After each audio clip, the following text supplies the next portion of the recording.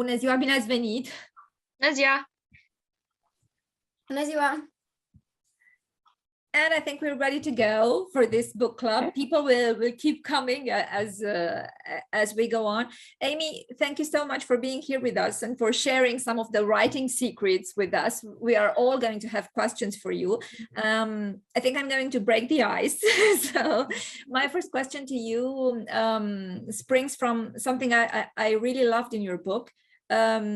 There's this way of telling us in your story that, as Oscar Wilde would have put it, the truth is never pure and very seldom simple. Now there are two sides to every story, different angles and different characters that come up with different things. Was this an underlying idea of the volume? Did it just come along? No, I think very rarely do I start a book knowing what my theme is, but in this case, I think I always knew what the book was about. Before I was a writer, I used to work as a mediator, and what that job is it's when you've got two people who are having some kind of fight or dispute, and they could go to court, but if they go to court, then the judge says one person is right and one person is wrong, which means that you would think that that means one person is happy and one person is not. But usually even the person who wins isn't very happy because they still feel like the other person never understood what they were saying. So the mediator's job is to get them both in the same room and help them have a conversation and help them speak and help them listen. And this is what I did for 10 years. So yeah, I very strongly believe there's always not just two, but lots of sides to every story. You know, there's what I say happened, there's what you say happened, then there's what actually happened, which is different again. And when I was learning mediation, I remember we were learning from a judge, and he told us that if you take a coin and you put it between two people and you balance it on the edge, and you say to them, what does this coin look like? They'll both have a completely different description of what they see on the two sides, but they're both right. So I like to write about that idea. I totally love that. And I think it's great that there's this book for children teaching them to actually see the truth from different angles and to take the story as a whole and not as a given thing that the author actually serves to them. You make them ask questions. And I think it's time to have them ask you these questions. So I invite all the young readers to come up with a question for Amie. I know you're all very much looking forward to and waiting to interview her, to ask her things about the book. So who's ready to start? I have a question for you. More questions, but in your book, Fire and Ice, two elements that cannot stand together combine. Does this mean that there can be harmony between enemies? Very good question, Maya. Yeah, it is a very good question. I chose the two elements that were as far apart as I could. You know, the two that you think they can't possibly exist in the same place. But yes, you know, Anders and Rune find a way for them to exist in the same place, both inside them, but also in the groups of friends that they form as well. Yeah, I like that at your book that they are friends with their enemies frenemies. Yeah, well, yeah, and they don't, at the start they might not trust completely, but they learn very quickly that it's much more complicated than they think. And you know, at the beginning of the first book, Anders is hearing stories, oh, a dragon came to the city and burned this building down and kidnapped this kid, and he thinks they must be evil. And we learn quite quickly that, you know, as soon as we meet the dragons, that, well, you know, evil depends on your point of view. Yes. Who else?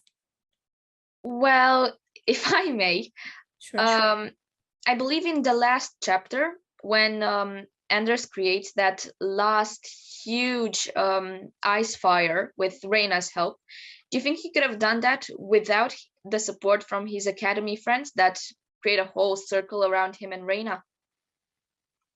Well, I think he couldn't have done it at the start of the book, that's for sure. I think that because it's a story as well about how, Anders at the very beginning of the book, of the series, he doesn't think he can do anything. He has no confidence. He has no, belief in his own ability to make a decision.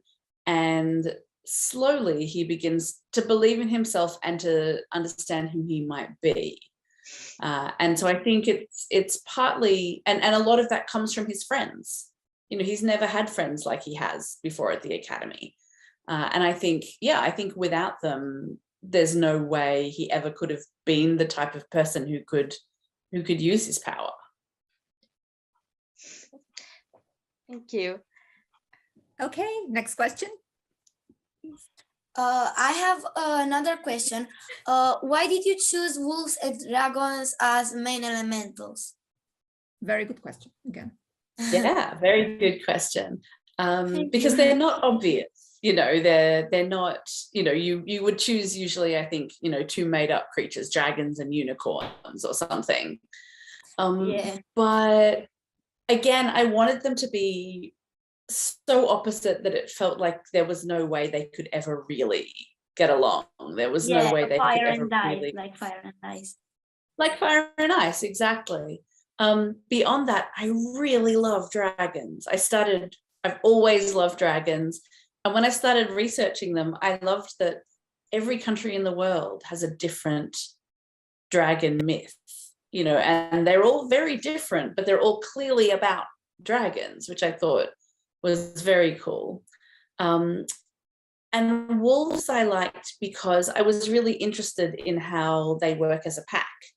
That we think about a pack of wolves as all being very loyal and sticking together, but actually with real wolves, there's a real hierarchy within the pack, and the wolves at the bottom of the pack get treated terribly, and the wolves at the top of the pack do what they want. So I liked the idea of these animals that seem like they're all very loyal and together, but there's more to them than you think when you really start learning about them.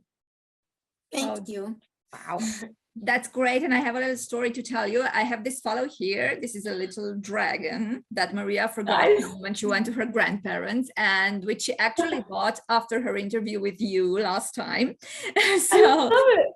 yes, he's our plushie for all the day. But I wanted to ask you, because you mentioned that this is very interesting, because we do perceive the wolves as a pack, as a whole, and the dragon as a loner. I think, yes. So when I think of a dragon, for instance, and I go, as you very well put it, through all the mythical shades that we come to culturally internalize, we think of a dragon as a lonely fighter. Is there a clash as well between these two ideas, that fighting as a group and fighting as a loner, existing as a group and growing as an individual who is always, let's say, apart from the others? Yeah, I mean, I think when you think about the art that we see of dragons, whether it's modern or really old, you rarely see a lot of dragons in the picture. It's almost always one dragon with its treasure. And so for me, they come across as, the wolves seem like a pack who are all very equal and all very loving, but in fact, wolf packs are more complicated, and the dragons seem very solo, but in fact there's a lot more to the dragons than that as well, that although they are quite individual, they're also very connected. And as we see, they're so committed to everybody having their say that they never actually get anything done. So which I enjoyed about the dragons. That came a little bit from the Lord of the Rings. And at least in English, it's the Ents, the walking trees. Yes. And they have their Ent moot, where they talk and talk and talk, while the hobbits are like, the whole war is going to end if we don't figure this out? And they're like, yes, we've nearly finished introductions. So the dragons were a little bit inspired by the Ents. That's amazing. Maria, I know you had something about dragons and wolves as well. You always have a curiosity when that subject comes to mind. That is true. But I was actually wondering, when the wolves stole the, I think, snow gem, did Sigrid ever think about making a bit of peace, about trying to talk with the dragons and get her daughter back before actually disowning her in front of everybody? Good point. Yeah, very good point. I think, and I don't want to say too much about what happens in book 3, but I think, we've all met people who have gone, they've decided on a point of view, and they have stayed with that point of view for so long that point of view is who they are now. And they can no more change it than they can stop existing.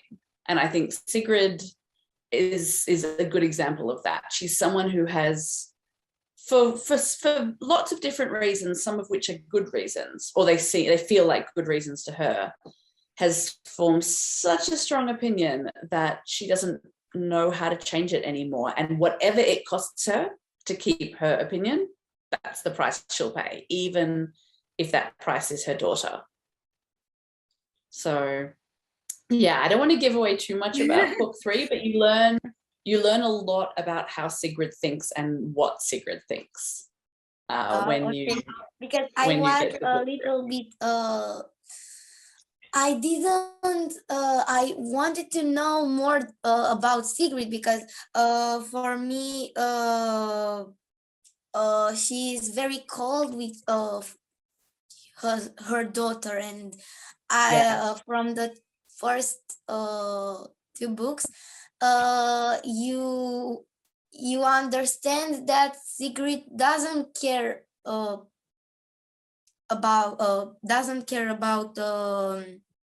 her daughter very much, and that's what I understand from the first 2 books. And not a very common type of mother. Yes. Yeah, it's more complicated than that. She's certainly,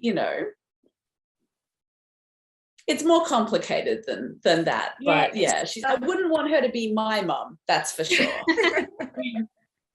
I'm not saying she's a good mum, but if everything in the first 2 books has taught you that things are more complicated than they seem, and there's always more than one side to every story, I think Sigrid, you find that's true about Sigrid as well.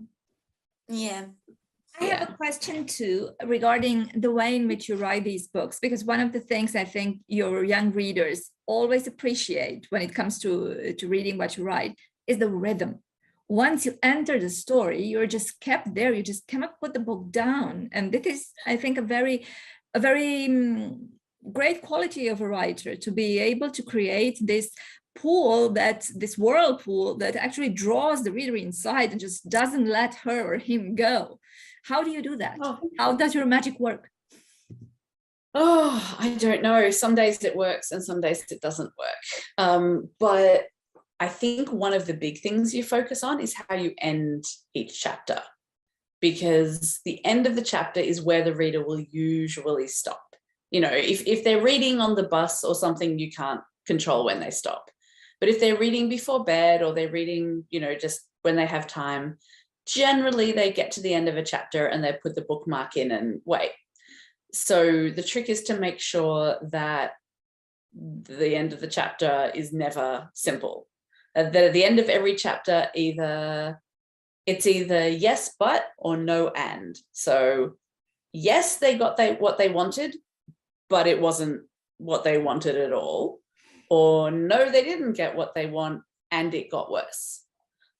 So the end of every chapter should pull people along. But also, I don't know, this might sound like a funny thing to say, but I really like my characters and I don't actually want them to have a bad time. I feel really guilty about it.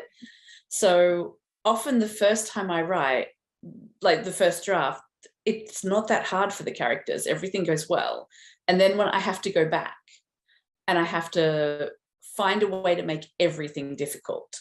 So, you know, okay, you want to go from here to here. How do I make it difficult? You want to learn to do something. How do I make that difficult? So whatever it is that I'm doing, I look for a way to make it a challenge or to put an obstacle in their way. And I think that that constant question of how will they overcome this obstacle? How will they overcome this obstacle? Also, I think keeps people reading. It keeps me reading when I'm reading somebody else's book. Well, it keeps us too. And before letting your readers ask you more, because we have more and more of your readers popping up, as I see, I wanted to ask you if Roxana and me, for instance, are secondary public, because it is clearly that you write mainly for people like Maya and Maria, but you keep us going and reading as well. So are we secondary public for you? I mean, yes and no. First of all, I am writing for Maya and Maria, absolutely. I think that I love writing for this age because I think the books I grew up reading, sometimes they were trying to teach you a lesson or they were a bit simple, but you know, you can hear from Maya and Maria's questions that readers their age are thinking about very complex stuff and you know, are having complicated conversations. So I want to have those conversations with them. I think that their generation is the one that will save us. If we can just keep the world going long enough for these girls to be in charge, we'll be fine. But I do find that grown-ups who like reading books sort of at about this age tend to be the grown-ups that I enjoy being friends with. If I meet someone and they tell me that they like reading books for this age, I know we're probably going to get along, because also kids' books aren't simple. They're different to books for adults, because kids and adults have different questions and concerns. But I don't think they're any simpler. I think they're just, asking different questions. Well, thank you so much, Roxana. I think this is good news for us. Yeah, well, you have all kinds of readers here. Some of them are shy, but they're still very much interested in what you have to say. For those who are less shy, and well, I'm waiting for a next question. I'm so curious. Come on.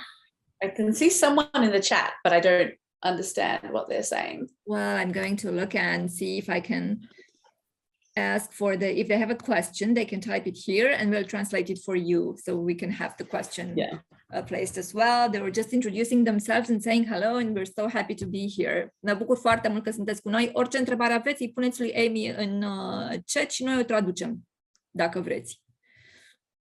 So, another question in English? Anyone? Please. From the brave ones. I think it's Maria's turn to put another question, because to ask another question, because I asked her I have another question, but yeah. Well, when we find out that Hein is actually Reina's and Anders's uncle, and we found out that Felix is their father, person that murdered him, was it a wolf, a dragon, or something else? Ma, you're very specific. That's a good question. I'm curious too. Yeah. All I can say is that's a very good question. Thank you. And if you are asking it, then you are paying attention to the books. I'm not going to tell you the answer though. You have to it's in book 3. So just keep going. Keep going, and you will. The kids are in the book are wondering the same thing, and it's definitely the right question to ask. Thank you. Well, you mentioned before that you love all of your characters. Isn't that difficult when you write these kinds of plots where you have to keep the people permanently interested, and from time to time you have to create aggression, let's say, or tension, but still you love all of your characters? Isn't that difficult? Yeah. For an author? No, it is. And I think as well, because I like to get on with everyone, and working as a mediator for 10 years, I'm good at getting on with everyone. I'm good at imagining other people's point of view. But I mean, everyone knows what it feels like to love someone and still not get on with them. I used to teach students at university how to mediate and how to, help people with their disputes. And every time during the class, someone would say, "Do you ever fight with your husband? Because you teach us how not to fight. Do you ever do that?" And of course I do. Everyone who has a family knows you can love each other and still fight. I don't like to see them doing it, but I also think that when you write, you should be able to take the characters from the beginning of the first book and look at them at the end of the third book, and look at them at lots of places in the middle, and they should feel like almost different people. They should be a different version of the same person. And the way we grow is when things are tough. And this is what I have to do to help them sort of learn the lessons they need to grow. It's the bit of grit inside the oyster that makes the pearl, It's the trick is to come up with the right fight, to think, how does this person need to grow, and what kind of tension will make them ask the right questions and feel the right challenges. Well, and since we are here, and since, as you can see, people are so very interested in all of these small little details that you build up for them, are the questions the public asks ever useful? I mean, starting from a question from a child who reads, for instance, do you come up with an idea and say, "Oh, well, maybe this should go this way or the other way"? Yeah, well, I think that a lot of what you write, you write it on instinct. You don't necessarily, sit down and think, okay, now I need a moment when this will happen. And so it's often when I'm talking to my readers that I think, oh, that must be why I did that. That must be how that worked. And so that then shapes the way I go on to write, other parts of the story. And, the next series that I wrote after Ice Wolves for this age group is called The World Between Blinks. And a lot of things that happen in that book happen because of conversations I had with readers about ice wolves. They made me think. And in some cases, like when I was interviewed by Maria, they reminded me how smart they are. So I made the book tougher so that they could. So I was like, they can keep up. They're fine. So we're part of the story as well. We've been asked to translate. Very much so. Yes, to translate to Romanian a few of your ideas. Amie tocmai ne-a vorbit despre faptul că și noi, cititorii, suntem parte din felul în care scrie cărțile, pentru că de multe ori integrează întrebările noastre și în funcție de ele construiește următoarea poveste sau următorul capitol de poveste. Așa că, pornind de la noi, într-un fel, Lupii și Dragonii se înfruntă sau cad la pace, ceea ce e important, mă gândesc, pentru noi toți. Așteptăm în continuare întrebări. Dacă aveți întrebări, le puteți scrie și în limba română și noi le traducem. So coming back to you and to readers who are willing to ask in English, anybody else, any other question? When you wrote the sad part about the twins' past, were you inspired by a real case, or it was just your imagination? Sorry, when I wrote about the twins... Sad past, yeah. Sorry, my internet paused for a moment. The twins past, it was said, yeah. It's sometimes honestly, it's a little bit hard to know. You start with something that's real and then you change it so many times that it ends up absolutely nothing like what you began with, but it was still inspired by by the first thing. And I did, sometimes when I'm researching, I think that there's two types of research. There's the research you do to go and find something in particular. So you think, I want to know what the ground around a mountain with, that was a volcano would look like. So, I went to Iceland and I looked at what the mountains looked like, for instance.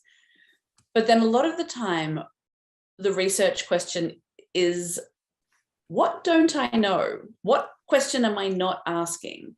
So you go to museums, I don't know what it is in Romanian, but filkir's chalice, which is the cup that they use to know what direction to go in.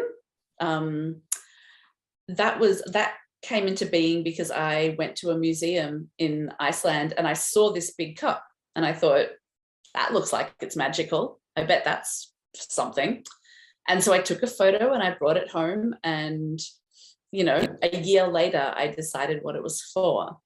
The same with the people, the same with the things that happen to people. They come out of little things that happen to people I know, but they also come out of taking something that happens to someone and then thinking, what would happen if that was different, and what would happen if that was different. So there's always a little bit of truth.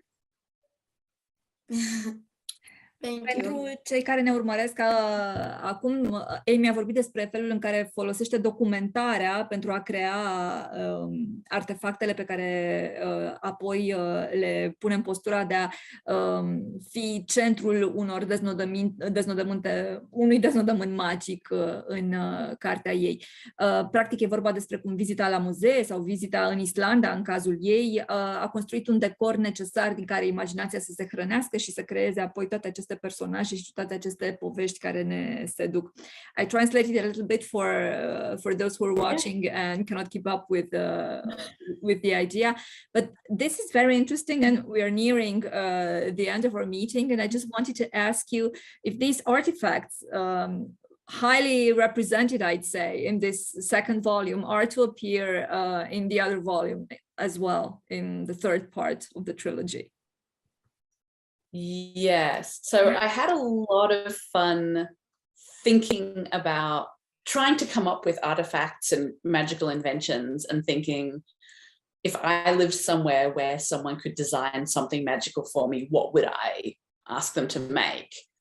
And, that's how you come up with little things, like in the first book, Anders and Rune are at the market before they ever transform, and someone is cooking nuts, like warming chestnuts, and it's a perfectly even heat, so nothing ever gets burned. And that's just something I would like, because I'm a terrible cook. But I'm really a terrible cook. But yeah, I came up with some new artifacts for book 3 that I think might be some of my favorites. There's one very big artifact in particular that I think is my favorite one that I created. And it is not like anything else that you have seen in the other books. Well, I'm very much looking forward. I'm a terrible cook too, and could use some of your magical objects. Now, yeah.